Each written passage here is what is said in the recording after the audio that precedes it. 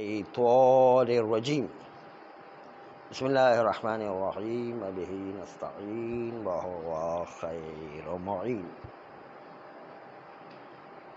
مسئلہ نمبر 224، اذا اخبرت الزوجۃ او الخادمۃ او المملوکۃ، اگر گھر میں زوجہ یا خادمہ یا کنیز خبر دے دے بنجاست ما فی یدہا، اس چیز کے نجس ہونے کی جو اس کے ہاتھ میں ہے، اس کے اختیار میں ہے، من ثیاب الزوج، شوہر کے کپڑے، او ظروف البیت، یا گھر کے برتن، کفا فی الحکم بالنجاست، تو یہ خبر کافی ہے نجاست کا حکم لگانے کے لیے شوہر کے کپڑے میں اور گھر کے برتنوں میں۔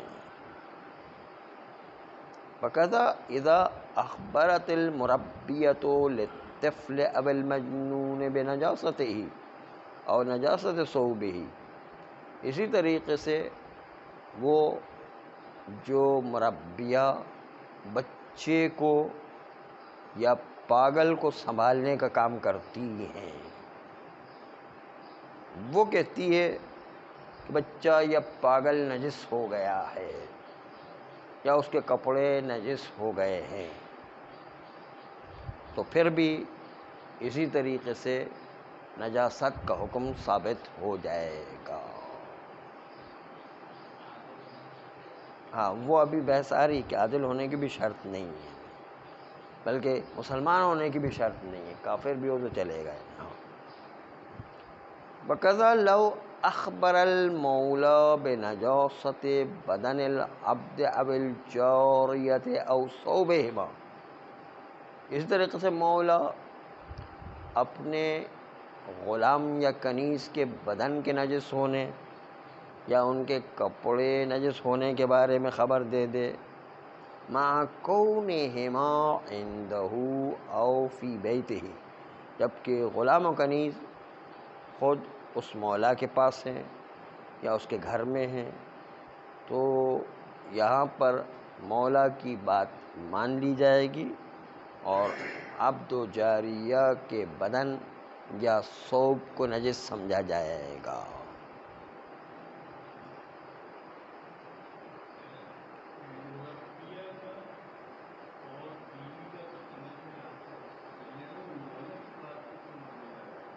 ہاں، اس میں ذرا سا ایک اشکال ہے، ابھی آئے گا وہ اشکال، ابھی پڑھیں گے ہم، ابھی اشکال پڑھیں گے۔ ابھی صرف آغائے علامہ طباطبائی صاحب عروہ کی عبارت پڑھ رہے ہیں۔ دوسرا مسئلہ ملاحظہ فرمائیں گے، اذا کان الشیء بید شخصین کالشریکین، ایک چیز اگر دو آدمیوں کے ہاتھ میں ہو، جیسے دو شریک کے پاس ہے، یسمع قول کل منہما فی نجاستہ، تو اس چیز کے کہ جس کا دونوں کے پاس ہونا شریک کی طرح، شریک کے پاس ایک چیز ہے، شریکین کے پاس، تو ان دونوں میں سے ہر ایک کا قول مانا جائے گا اس چیز کی نجاست کے سلسلے میں۔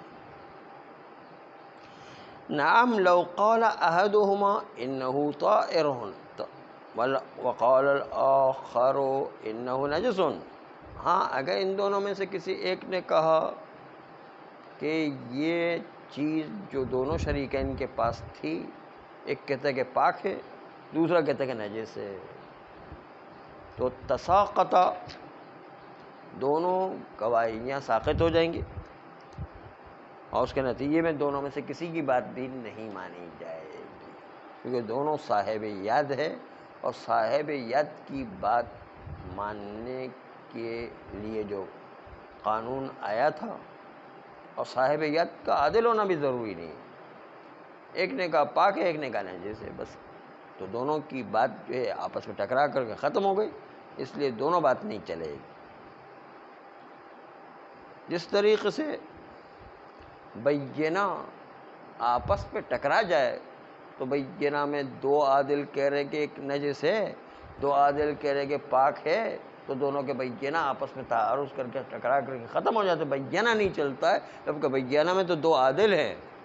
تو یہ تو جو ہے جس کے ہاتھ میں چیز ہے صاحب ید کہلاتا ہے، یہ تو عادل بھی نہیں ہے، جب ٹکرائے گی بات تو وہ قابل قبول نہیں ہے۔ اس طرح بینہ تعارض کی صورت میں قابل قبول نہیں ہوا کرتا ہے۔ ہاں اگر بینہ کا ٹکراؤ صاحب ید سے ہو گیا، صاحب ید کی بات بھی ماننا ہے، بینہ کی بات بھی ماننا ہے، دونوں میں آپس میں ٹکراؤ ہو گیا، بینہ کہتا ہے کہ یہ چیز پاک ہے اور صاحب ید کہتا ہے کہ نجس ہے، تو کس کی بات چلے گی؟ بینہ کی بات چلے گی یا صاحب ید کی بات چلے گی؟ کہتے بینہ مقدم ہے کیونکہ اس میں عادل لوگ ہیں، یہ صاحب ید عادل تو نہیں ہے۔ یا برعکس کہ بینہ کہتا ہے کہ نجس ہے اور صاحب ید کہتے کہ پاک ہے، تو بینہ کی بات مقدم ہے دونوں صورتوں میں۔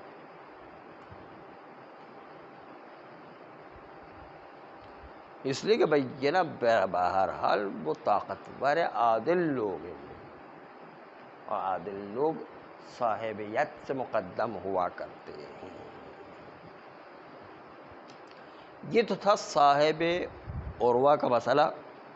اب جو ہے اس کی شرح کو ملاحظہ فرمائیں گے۔ سب سے پہلے تو یہ ملاحظہ فرمائیں گے کہ صاحب ید جیسے ماسی ملازمہ ہوتی ہے، وہ بھی تو صاحب ید ہے، اس کے ہاتھ میں برتن دیے، اس نے کہا کہ میں نے پاک کر دیے ہیں، یہ کپڑے دیے، اس کے ہاتھ میں اس نے کہا کہ میں نے پاک کر دیے، تو صاحب ید ہونے کے لحاظ سے اس کی بات مانی جائے گی نہیں۔ اسی لیے آپ دھوبی کے وہاں پر کپڑے واش کروانے کے لیے ڈرائی کلیننگ میں دیتے ہیں۔ اگر آپ نے اپنے لباس کے بارے میں اس کو جا کے بتا دیے کہ میرے یہ کپڑے نجس ہو گئے ہیں، آپ کو پاک کر کے دینا ہے، آپ نے صرف اتنا بتا دیے، تو اب جب دھل کر کے آئیں گے تو آپ کو سمجھنا ہے وہ صاحب ید ہے، اس نے پاک کر لیا۔ شرعی طور پر یہی مسئلہ چلے گا، اس لیے واشنگ مشین میں کپڑے دیے جا سکتے ہیں۔ واشنگ مشین کیا، وہ جو ہے وہ ڈرائی کلینر میں جو ہے کپڑے دیے جا سکتے ہیں۔ آپ نے پاک دیے تو بولنے کی ضرورت ہی نہیں ہے، پاک دیے پاک لے لیے، کیا اس نے نجس کر دیے واقع میں، لیکن آپ کو ملیں گے تو پاک ملیں گے کیونکہ آپ نے پاک دیے تو پاک واپس ہو جائے۔ نجس ہو تو اس وقت خالی بتا دیں کہ یہ نجس ہے، اس کو پاک کرنا ہے، چونکہ مسلمان کے فعل کو صحت پر حمل کرنا ہے، اس لیے اس کو پاک سمجھا جائے گا۔ مسلمانوں کافی ہے ہمارے لیے، بس ہم لوگ فعل المسلم علی الصحت، بس خالی تحقیق کرنے کی ضرورت نہیں، خالی جو ہے وہ کہہ دے کہ پاک ہے، بس ٹھیک، وہ کہہ دے، ہم نے خالی اس کو بتا دیا بس، باقی جو ہے وہ چیز نہیں، نہ بتائے تو پھر پاک نہیں مانا جائے گا۔ بتانا ضروری ہے کہ بھائی نجس ہو گیا، پھر اس کی ذمہ داری بن جاتی ہے۔ ہاں، یا پھر آپ کو اطمینان ہو کہ وہ اس طریقے سے دھوتا ہے کہ خود بخود پاک، جیسے نہر میں دھوتے ہیں، عام طور پر دھوبی حضرات نہر میں دھوتے ہیں تو پاک ہوتا ہے، یا واشنگ مشین میں دھوتے ہیں، جس میں واشنگ مشین میں بھی جو ہے 2 دفعہ پانی نکال دینے سے پاک ہو جایا کرتا ہے مثلا۔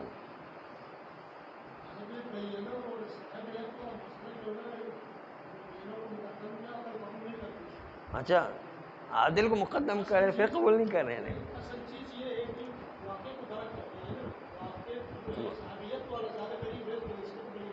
لیکن وہ فاسق بھی ہو سکتا ہے، کیسے بہانہ بنا کر کے کیا بھائی میں نے پاک کر دیا، تو آپ کیسے کہیں گے؟ عادل کی بات، ہاں جھوٹ بولنے کا امکان ہے نا اس میں، اس لیے بہرحال بھائی یہ نا پھر بھی مقدم ہے۔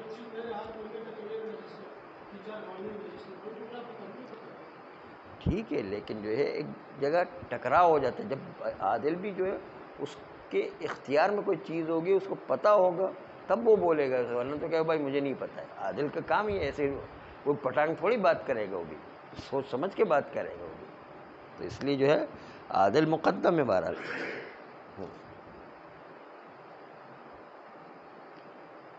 اب آئیے کہ ذوالید کو کیوں اعتبار دیا گیا ہے؟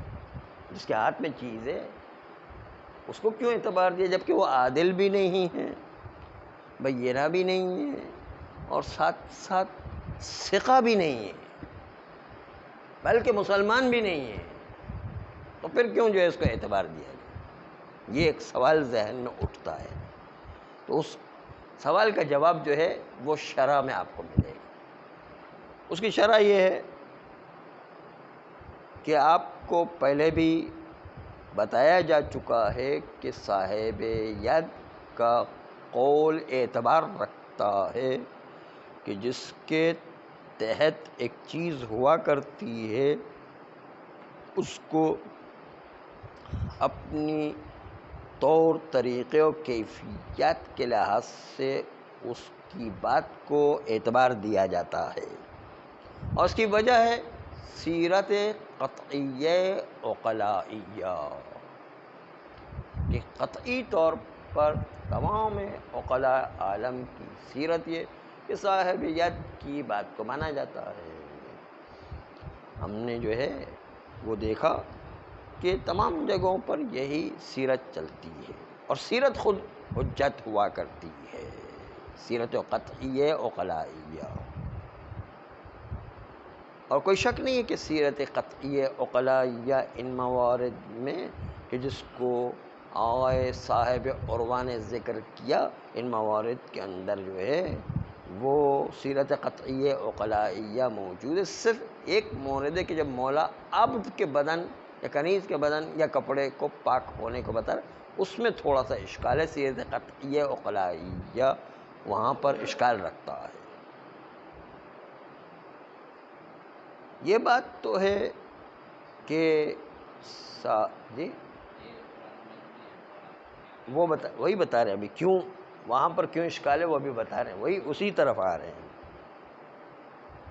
صاحب ید کے قول کو حجت ہم مولا و عبد کی نسبت سے نہیں مانیں گے، کیونکہ کوئی ہمارے پاس دلیل لفظی موجود نہیں ہے، دلیل لفظی موجود نہیں. اور سیرت ایک گونگی چیز ہے جس کی کوئی زبان نہیں ہے.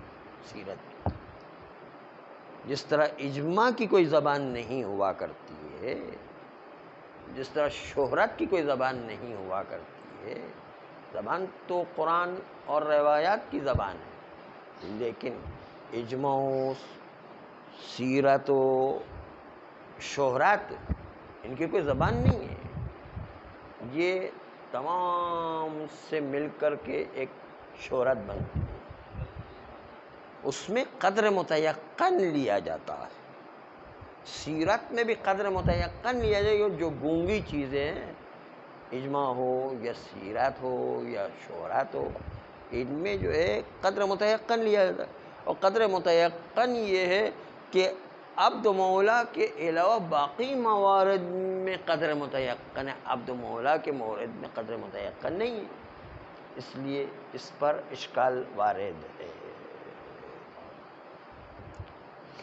پہلی بات تو یہ آپ نے ملاحظہ فرمائی کہ کوئی دلیل لفظی موجود نہیں ہے.